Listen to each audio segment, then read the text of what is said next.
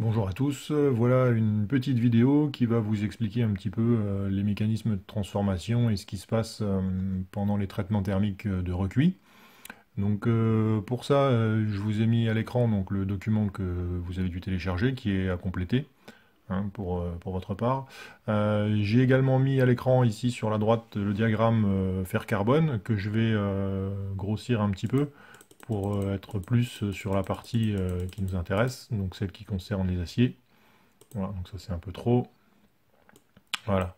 Donc sur ce diagramme fer-carbone, donc la partie qui nous intéresse au niveau des aciers, notamment les aciers hypoétectoïdes, donc une petite précision, parce que j'en parle après dans les différentes explications.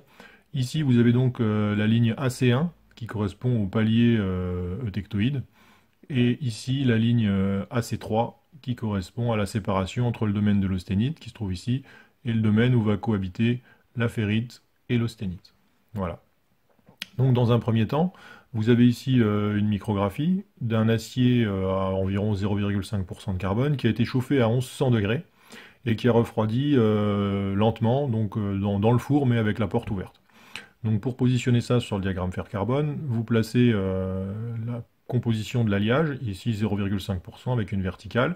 Vous placez la température à laquelle on a fait le traitement, 1100 degrés, et on se trouve donc bien ici dans une zone où on n'a plus que 100% d'austénite. Il n'y a plus aucun autre constituant qui existe, et la totalité du carbone est dissous dans l'austénite. C'est-à-dire que vous avez des grains d'austénite qui contiennent 0,5% de carbone. Ensuite, quand cet alliage, donc cet acier va refroidir lentement, vous allez descendre en température jusqu'à arriver ici à la température à partir de laquelle une partie de l'austénite va commencer à se transformer en ferrite. Donc vous allez à ce moment-là créer donc ces plages-là, hein, ces plages de ferrite qu'on voit en blanc ici sur la micro en x1000, et vous voyez qu'il y en a un petit peu plus sur la micro en x500 puisqu'on a une vue un petit peu plus globale. Et puis lorsque vous arrivez ici à la température du palier eutectoïde, toute l'austénite qui reste et qui ne s'est pas transformée en ferrite va se transformer en perlite. Alors comme le refroidissement est relativement lent, vous avez donc les grains d'austénite qui vont se transformer, alors pas en totalité, mais une grosse partie des grains d'austénite va se transformer en ferrite, ce qui fait que vous allez avoir encore une structure assez grossière et des grains un petit peu allongés. Donc, la température élevée donc, et le refroidissement lent ont entraîné la formation de grains assez gros. On remarque également ici, donc, comme c'est précisé sur le petit document, que vous avez des grains de ferrite qui sont un petit peu allongés, donc un petit peu en forme d'aiguille. Et donc la structure qu'on obtient ici, c'est la structure qui est assez proche d'un acier qui aurait été obtenu par moulage dans un moule en sable, ou dans le moule en sable, on peut considérer que l'alliage va refroidir assez lentement, un petit peu sur la même cinétique que si on avait laissé ça dans le four ouvert. Ensuite, on va prendre ce même acier, donc qui a été chauffé à 1100 degrés et puis qui a été refroidi lentement. On va prélever des échantillons et on va faire des traitements de recuit sur ces échantillons à des températures différentes pour voir un petit peu ce qui se passe. Donc toutes les micrographies que vous allez voir par la suite, elles donc sont faites sur l'acier précédent auquel on a fait subir un nouveau recuit à différentes températures. Donc dans un premier temps, on va faire un recuit à 750 degrés suivi d'un refroidissement à l'air. Donc ici, on voit qu'à 750 degrés, donc si je retourne ici sur sur le... Ah, il faut que j'arrive à faire bouger ça correctement. Voilà, donc ici environ à 750 degrés. Voilà, la température, on voit que l'acier, donc quand il était à température ambiante, il était sous la forme de la micrographie précédente. Et puis quand on remonte en température, on rentre dans cette zone-là. Donc on rentre dans une zone où vous êtes au-dessus ici du palier eutectoïde, donc toute la perlite s'est décomposée et a reformé de la cémentite. Donc on voit, a reformé pardon, de l'austénite. Donc on voit bien que la perlite s'est retransformée en austénite. Et puis vous voyez que plus vous remontez ici en température, plus vous avez cette pente ici qui va nous indiquer que en fait la quantité de ferrite va diminuer. Donc en montant ici à 750 degrés, on a également retransformé une partie de la ferrite en austénite. D'accord. Ensuite, le refroidissement à l'air, il va entraîner la formation d'un réseau de ferrite dans le grain d'austénite qu'on a précédemment reformé.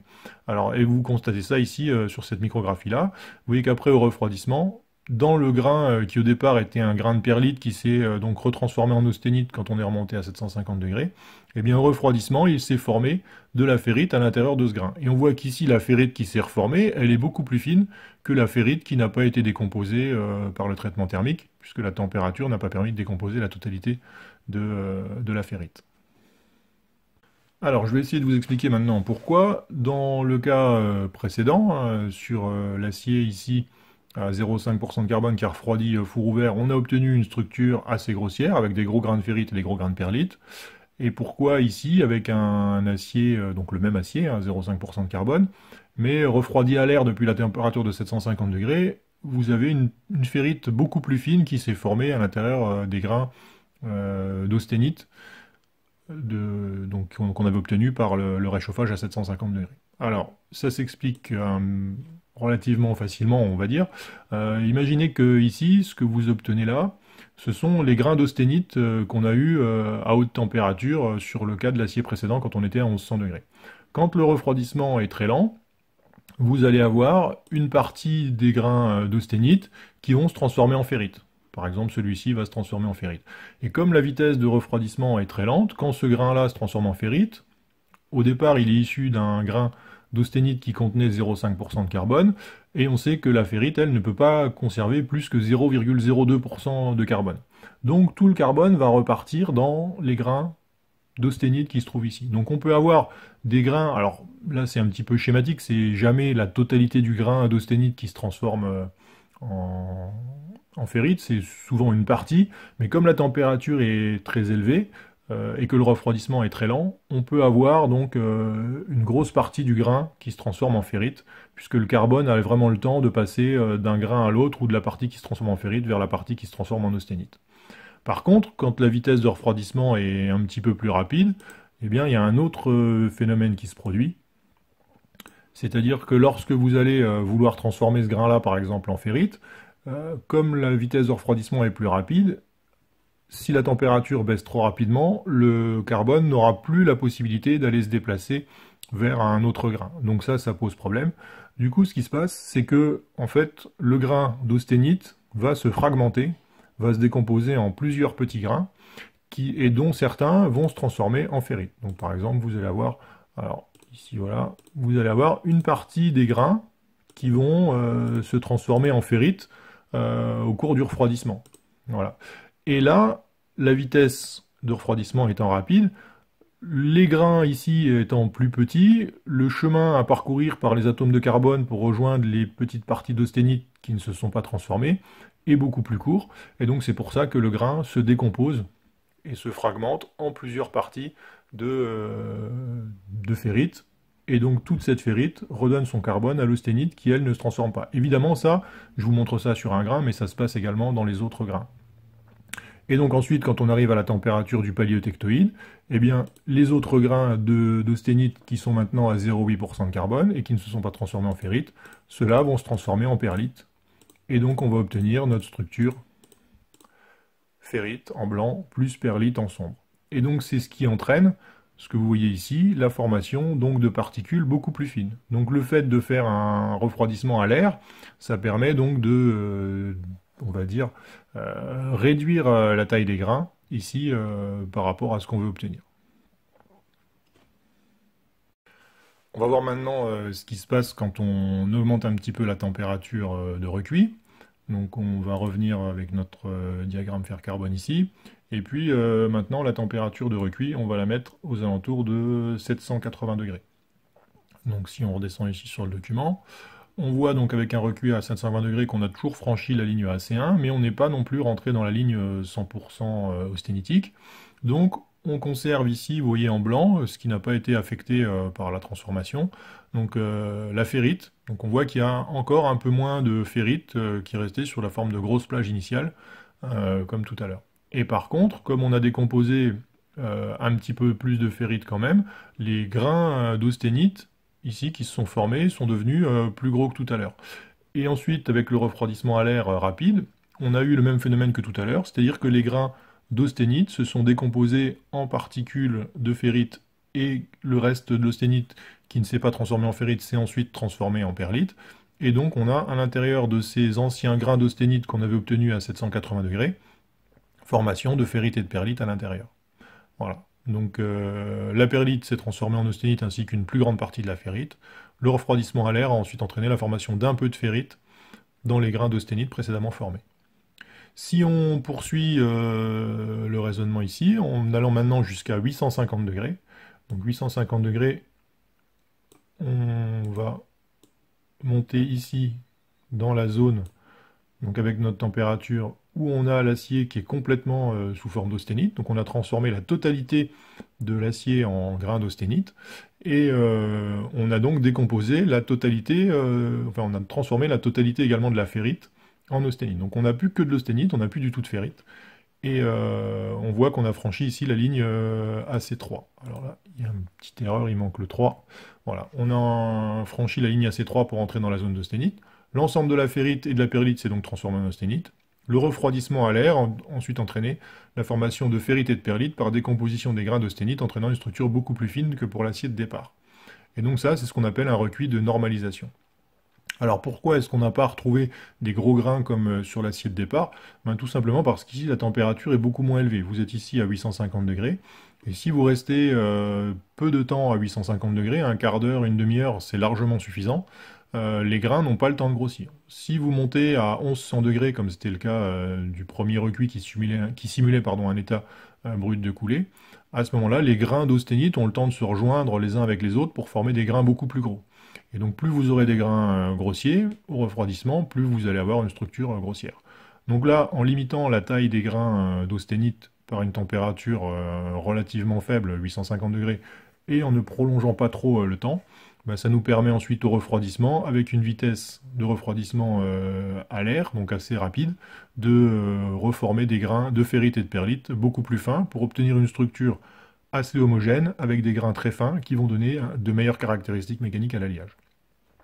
Alors on pourrait penser que de ce fait-là, si on refait un deuxième recuit de normalisation derrière, on va encore affiner le grain et gagner en caractéristiques mécaniques, sauf que la technique a ses limites, c'est-à-dire que cette décomposition de grains, elle est basée sur le fait que les atomes de carbone ne vont pas avoir le temps de migrer d'une grosse zone vers une autre grosse zone, parce que le parcours sera trop long. À partir du moment où vous êtes arrivé à une certaine taille de grain, donc le grain est devenu suffisamment petit pour que, avec un refroidissement à l'air, les atomes puissent se promener d'un grain de ferrite vers un grain d'austénite, eh bien, lorsque vous avez atteint une certaine limite faible ou limite basse de taille de grain, la décomposition ne se fera plus puisque les atomes pourront passer d'un grain à l'autre sans avoir besoin de les décomposer si ces grains sont suffisamment petits. Donc ça ne sert plus à rien après de multiplier le nombre de recuits de normalisation pour essayer d'affiner de plus en plus de grains. Au bout d'une certaine taille de grain, on arrive à la limite des possibilités de l'opération et on ne peut pas aller vers un grain plus fin. On va maintenant voir un deuxième type de recuit, qui est le recuit de globalisation. Donc cette fois, on va partir d'un acier eutectoïde, qui est composé donc uniquement de perlite lamellaire. Là, vous avez une micrographie avec un grossissement x1000, et donc vous voyez ici donc tous les grains sombres, qui sont des grains de perlite, avec parfois même une perlite assez grossière. Et puis, à partir d'un acier qui est dans cette structure-là, on va procéder à un chauffage autour de AC1, c'est-à-dire au voisinage ici de 720 degrés. L'idéal, c'est même d'avoir une forme d'oscillation, c'est-à-dire d'avoir un four qui régule entre 700 et 740 degrés. Donc on va osciller autour de la température AC1. Et donc là, la température élevée va permettre au carbone de bouger, aux structures de se réorganiser. Et donc ce qui se passe ici, c'est que toutes les lamelles de cémentite qui se trouvaient dans la perlite vont se reformer sous forme de petits nodules. Parce que la matière, elle a toujours tendance à vouloir être énergétiquement la plus optimale possible. Et le plus optimal d'un point de vue énergétique pour une surface, c'est lorsque sa surface de contact avec l'extérieur est la plus faible possible. Et l'élément géométrique qui donne la surface la plus faible, c'est la sphère. Donc les lamelles de cémentite ici, qui avaient une grande surface d'échange avec les lamelles de ferrite qui se trouvaient de part et d'autre, vont avoir tendance à se regrouper sous forme de petits nodules de cémentite. Voilà, donc ça c'est ce qui se passe lorsqu'on prolonge un chauffage ou un traitement thermique aux alentours de 700 degrés, donc qui est la température de formation de la perlite. Et donc on obtient ici ce qu'on appelle non plus une perlite lamellaire, mais une perlite globulaire, qui correspond donc à des petits nodules de cémentite sur fond de ferrite. Et puis vous avez la même chose, ici on était en grossissement x 200, la même chose en grossissement x 1000, où là on voit bien le fond de ferrite en blanc et les petits nodules de cémentite qui sont noyés dans cette ferrite. Voilà ce qu'on peut dire donc sur les recuits de globalisation dans un premier temps, et puis de normalisation. Voilà. Donc vous avez après aussi un autre document qui est à votre disposition sur le Drive, et qui contient des informations sur les différents recuits. Donc je vous invite également à aller lire ce document, qu'on va pas regarder ensemble parce que faire la lecture de documents ça n'a pas trop d'intérêt.